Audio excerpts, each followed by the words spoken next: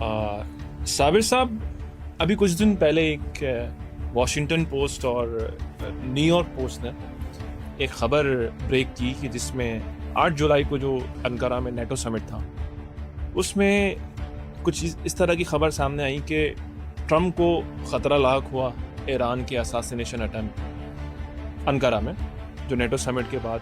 वो एक खबर ये थी कि ट्रम्प के पास जो कतर का दिया हुआ जो एक $400 बिलियन का जो जहाज़ था, उसको छोड़ के वो पुराने एयरफोर्स 1 में गया।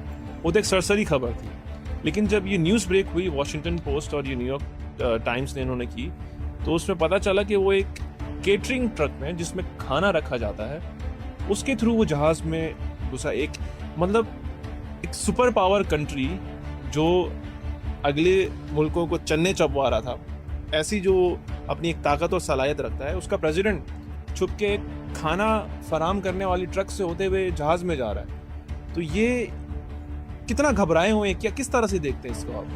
देखिए, ये जो अमेरिकी सदर के बारे में इंटरनेशनल न्यूज़ के ऊपर ये बातें आ रही है, खुद उनका मीडिया इसको उछाल रहा है और वो बता रहा है यकीनन वो डरे हुए हैं।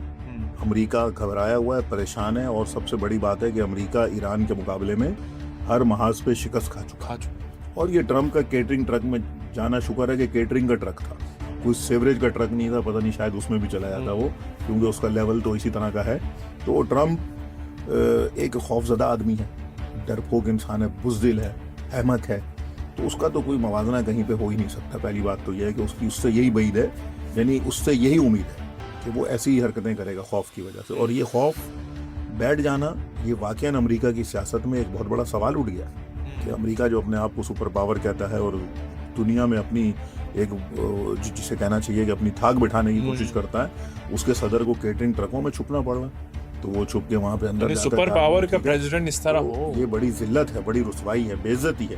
तो हम यही कहते हैं कि ईरान ने न सिर्फ शिकस्त दी है अमेरिका को, बल्कि जलील और रुसवा किया है।